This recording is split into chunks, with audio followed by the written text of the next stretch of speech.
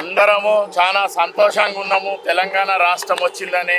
కానీ ఏదైతే నీళ్లు నిధులు నియామకాలని చెప్పి తెలంగాణ రాష్ట్రం తెచ్చుకున్నామో నీళ్ళేమో ఆంధ్ర రాష్ట్రానికి పోతున్నాయి, నిధులేమో అగ్రవర్ణాలకు చెందుతున్నాయి, మరి నియామకాలేమో ఇప్పటి వరకు పేపర్ లీకులతోనే సరిపెట్టుకుంటారు. కాబట్టి తెలంగాణ రాష్ట్రం ఏర్పడి రాజకీయంగా కూడా 90% ఉన్న బహుజనులకు మా వాటా మాకు దక్కలేదని, అది దక్కే దిశగా బహుజన రాజ్యం స్థాపించాలని ఇంటలెక్చువల్ ఫోరం ఐఏఎస్ అధికారి చిరంజీవులు గారు మరియు బీసీ పొలిటికల్ ఫ్రంట్ మేమందరం కూడా ఈ రాజకీయ పోరాటం చేస్తున్నాము.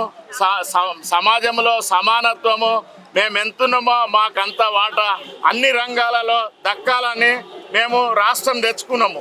కానీ ఇప్పుడు జరుగుతున్నది ఏంది, రాజకీయంగా కూడా అంత అగ్రవర్ణాలలోనే వాళ్ళే ఉన్నారు. అసెంబ్లీలో అయినా పార్లమెంట్లో అయినా మా వాటా మాకు దక్కలేదు. కాబట్టి మేము ఇప్పుడు తెలంగాణ రాష్ట్రంలో మా చిరంజీవి సార్ సారథ్యంలో మేమంతా కూడా రాజకీయ పోరాటం చేస్తాము. బహుజనులకు రాజ్యాధికారం దక్కే దిశగా పోరాటం చేస్తాము. ఎందుకంటే ఇక్కడ చూస్తే అన్నలను కూడా తుది ముట్టించిర్రు, కానీ మా బహుజనుల గురించి మేమే పోరాడుకునే పరిస్థితి తెచ్చిర్రు.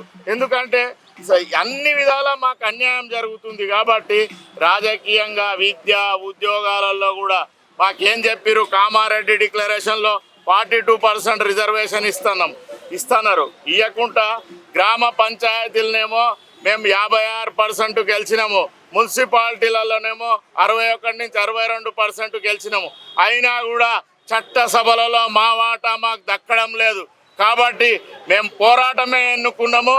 మా చిరంజీవులు సార్ సారథ్యంలో బహుజనులంతా కూడా ఐకమత్యం కావాలని తెలంగాణ రాష్ట్రంలో ఈరోజు పిలిపిస్తున్నాము అమరవీరుల సాక్షిగా.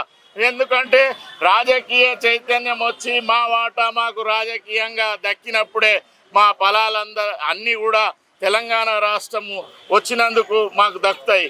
ఇంతకు మొదలు ఏ విధంగా ఉండే బడ్జెట్లో కూడా మాకు ఎక్కడ బీసీలకు మా వాటా మాకు దక్కలేదు, కార్పొరేషన్లలో కూడా నియామకాలలో కూడా మా వాటా మాకు దక్కలేదు, ఎందులో చూసినా దక్కడం లేదు.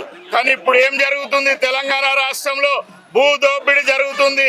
అగ్రవర్ణాలు మొత్తము ఐకమత్యమై ఏ పార్టీలలో ఉన్నా కూడా పేరుకే ఉన్నారు. 3 పార్టీలలో బీజేపీ అయినా బీఆర్ఎస్ అయినా కాంగ్రెస్ అయినా భూదోపిడి తెలంగాణ రాష్ట్రంలో మొత్తం అగ్రవర్ణ కులాలే చేస్తున్నారు. కాబట్టి వాళ్ళను ఎదిరించవలసిన అవసరం ఉంది. కాబట్టి అందుకే బహుజన రాజ్యము 90% ఉన్నాము. మేమంతా కూడా సర్దార్ సర్వాయి పాపన్న వారసులము. కాబట్టి ఐకమత్యం చేస్తాము. మా సారు సారథ్యంలో మేమంతా కూడా ఐకమత్యం ఉండి సామాజిక న్యాయం మేము ఏ కులం ఎంతుందో అంత వాటా సాధించే దిశగా కూడా గట్టిగా పోరాటం చేస్తాము. ఇప్పుడు మా వైస్ చైర్మన్ అయిన దుర్గయ్య అన్న మాట్లాడతాడు.